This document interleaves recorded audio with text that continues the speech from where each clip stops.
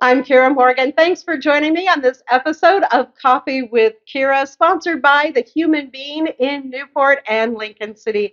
And I am excited to be here at the Newport Armory with Long Road Walkers, JD and Ray.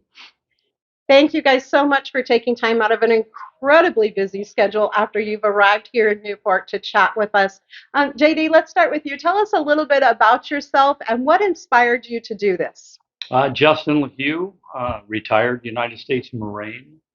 Um, and I would probably say, being a Marine after all of these years, you do a lot of challenging things in your life. And one of the things that you do after you hang up the uniform is look to continue to serve in different ways and also look to continue to challenge yourself.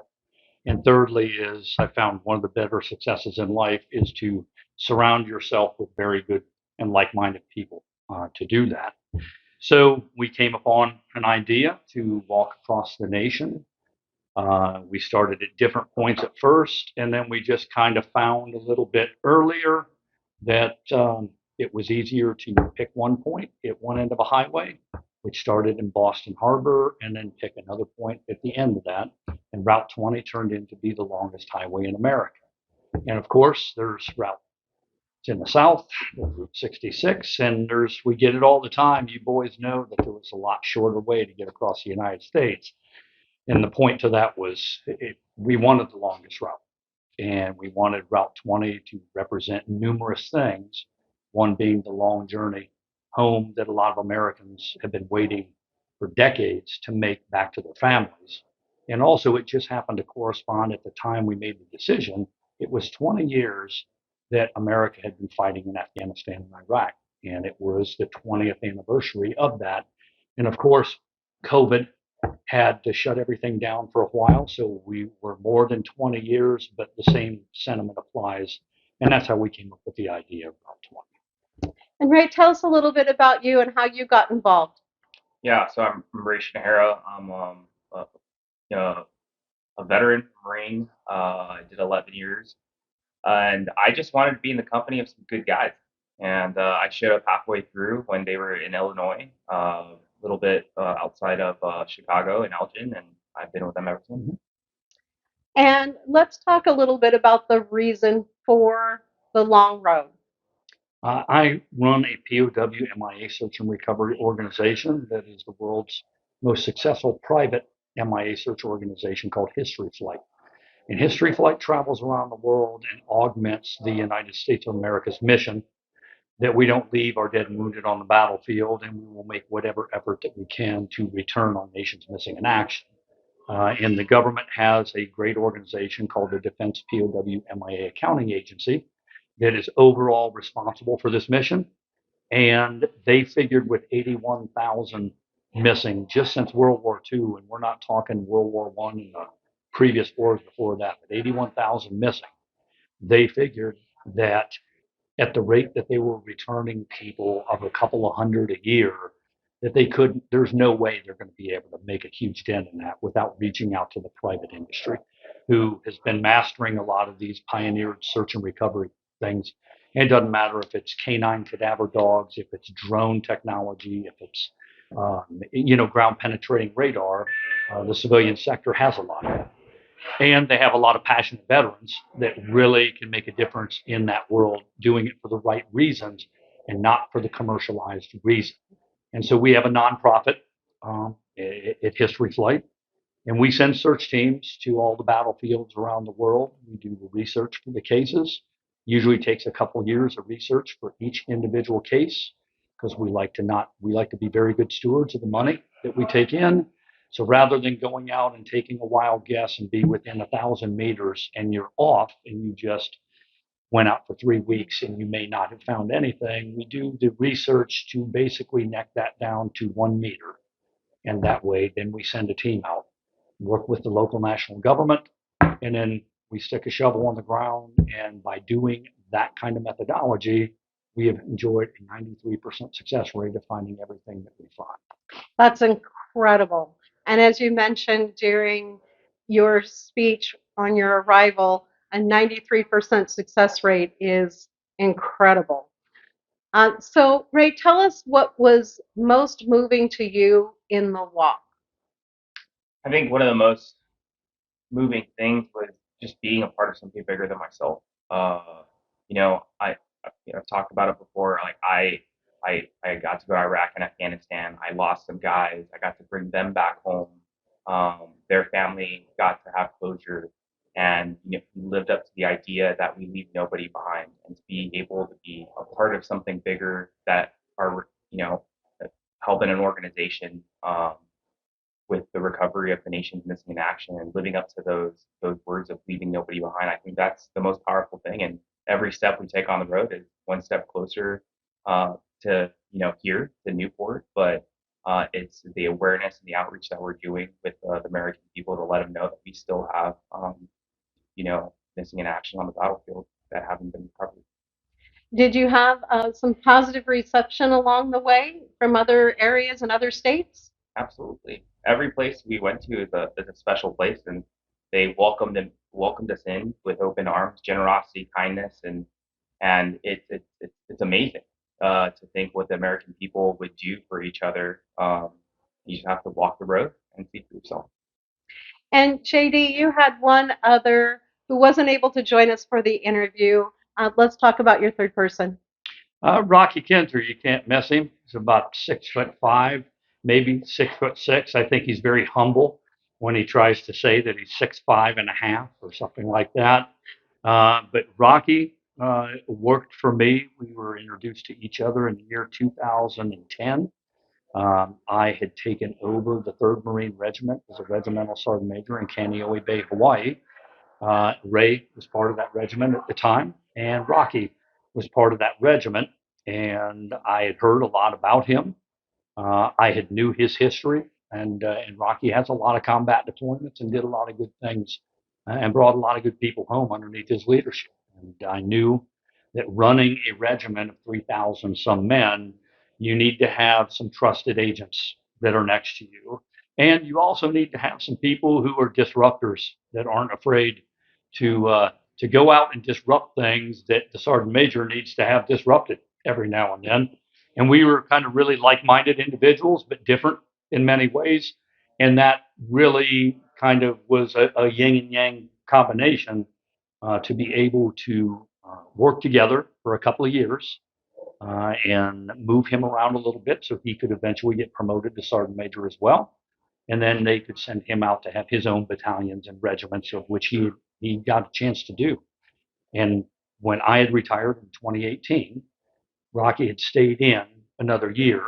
And then he had called me one time and he had just said, I don't think I'm going to do 32 years like you are. I'm at about 24 and I think it's time. And we all go through that. We all do that. And you can tell when guys dedicate their lives to this, that's not a rash decision. Somebody has thought that out over and over and over again because it is really hard. It's like a firefighter, it's a police officer. As they age, they know that once they give that up, you're never going to get that back again. So that's the decision. And I was already on this side, Kiera, working. And I had already deployed numerous times and was running search and recovery teams around. And as you heard Ray say, I knew this is something that he would be very good at. And I knew he could do it for the right reasons for the American people. And so I started laying the groundwork to snatch him out of the Marine Corps, poach him, and bring him over. And I sent him with me immediately to an island called Tarawa in the South Pacific. And he helped me fly 22 casketed remains home to Hickam Air Force Base. And he lived right across the island from Hickam. So his family could be there. He could just walk off the plane and just go home, which meant he was a really great asset. And he did such a good job at that. And he had always wanted to go to Europe. I then went and found some bomber and crash sites from World War II in Germany, France, and Belgium and said, how'd you like to go this year and spend the summer of 2019 in Europe? And he said, when do I leave? And when you surround yourself by people that are like that, that's truly amazing. The answer with people who really do appreciate each other's company, I have found in life is always yes. Before it's no, before you even realize what you signed up for, it's like, yeah, I'll do that. Then you figure out what you just said yes to.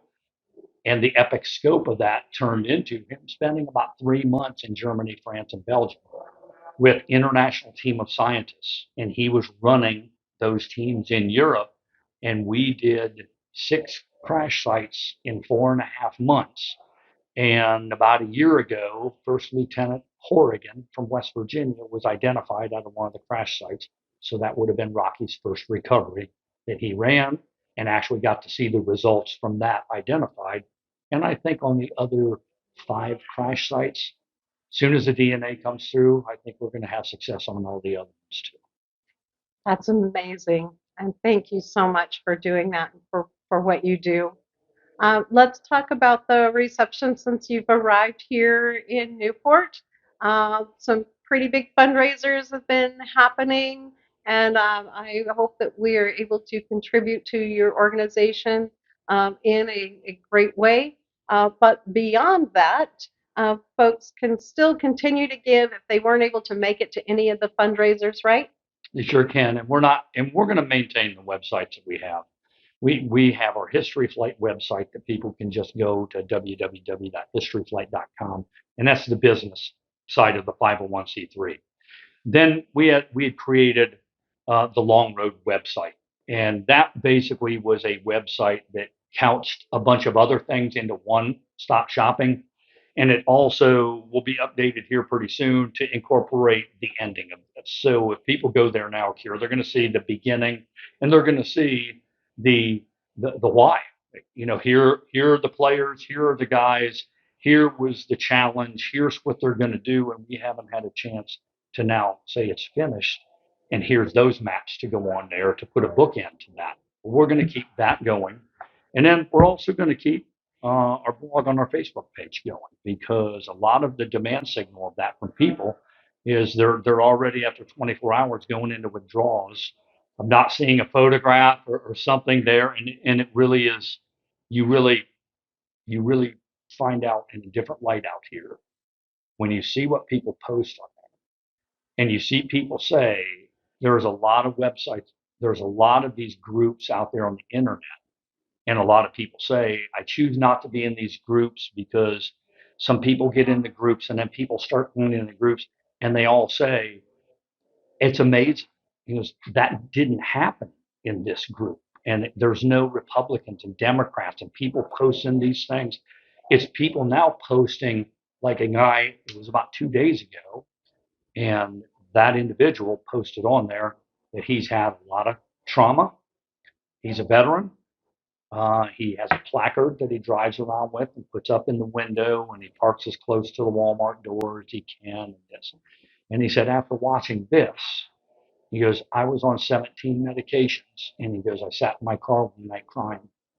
And then I found this group, and somebody said, check these guys out. They're walking across the nation. And he said, I started watching that, and this, you guys have been through 67 years together of everything from Afghanistan. You heard Ray talk about losing guys in combat. And he said, if they can do this, then I need to stop feeling sorry for myself. And the other day he posted, he went from 17 medications to 2. He took the placard out of his window and he parks 20 spots away from every place, and he just walks in to the thing. And when we first started this, I don't think we realized that that was the impact it was going to have. I think we just tried to figure out, like, how we're going to survive walking 3,000 some miles. And to us, it is really like, okay, tomorrow we got to walk another 20 miles.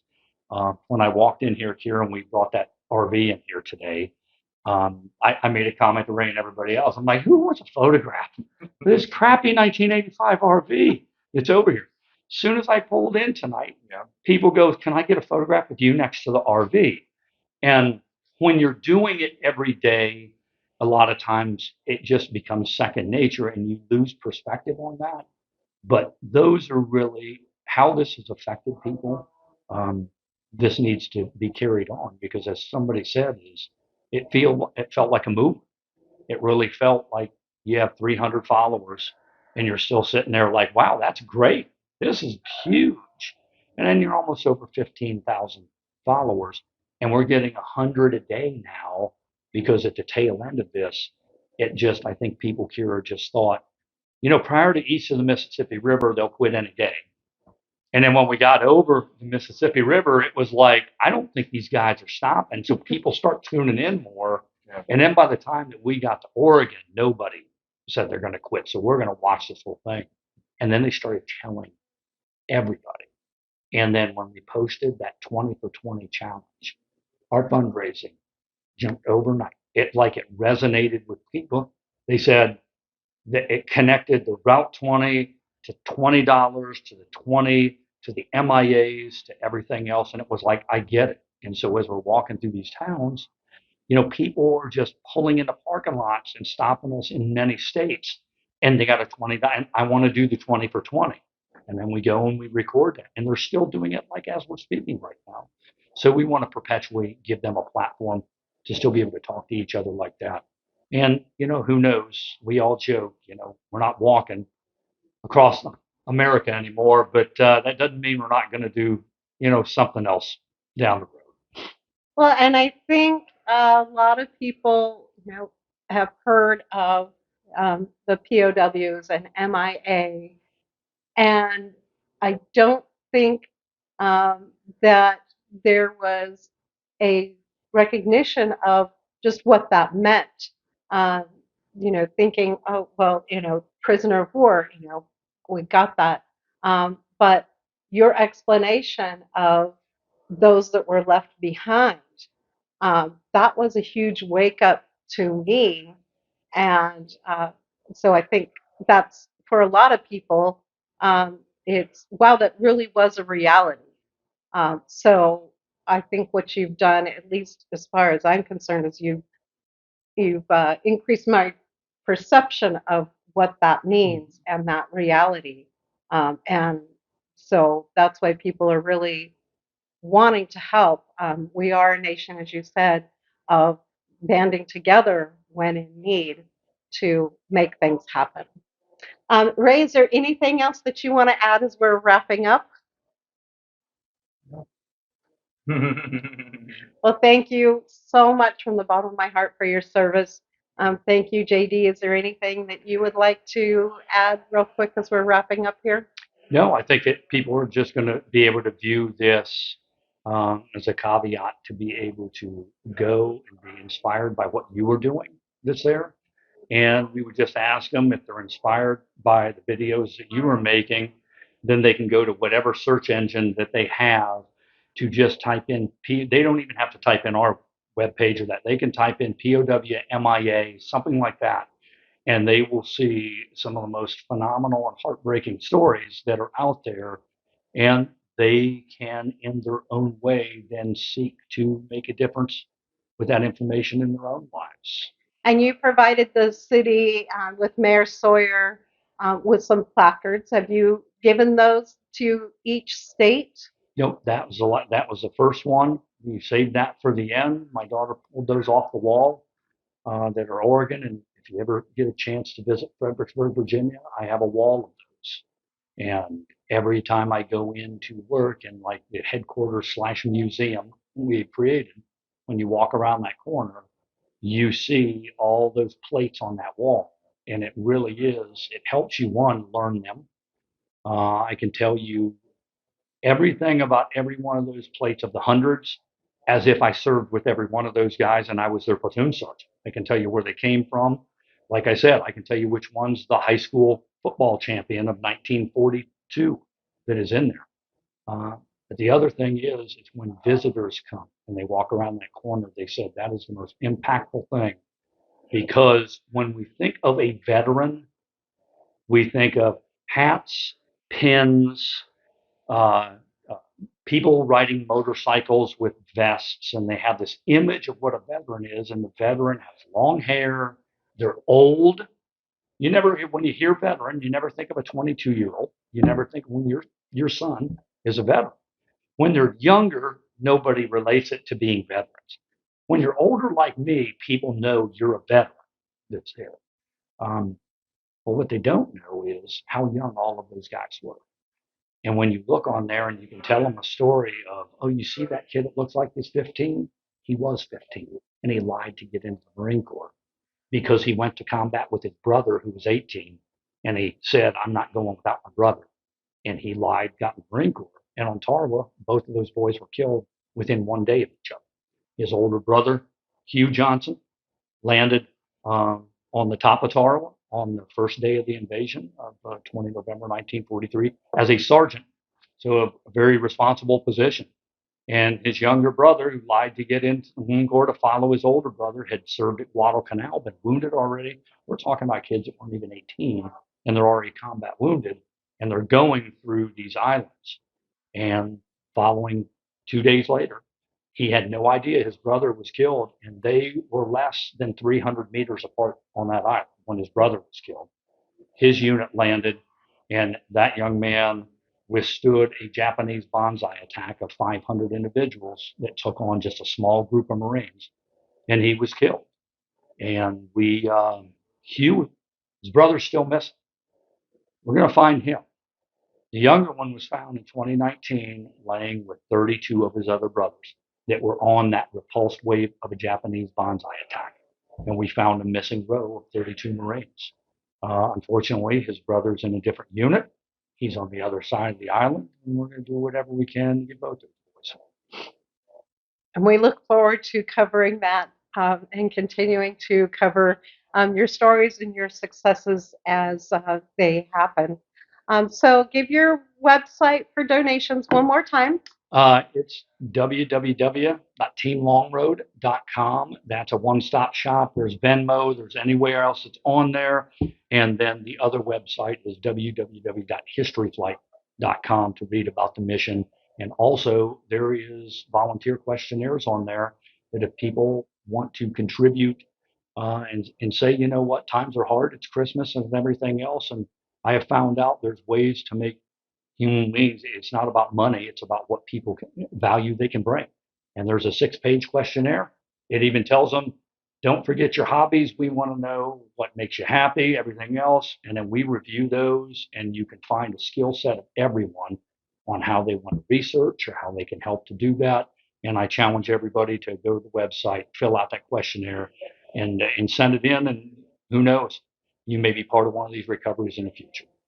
Wonderful. Well, thank you both so much again for what you do, and thank you for joining me on this episode of Coffee with Kiera, and sponsored by The Human Being in Newport at 6th Street and Highway 101, and in Lincoln City at the north end of the highway on the west side next to TLC Credit Union. For Oregon Coast Breaking News, I'm Kiera Morgan.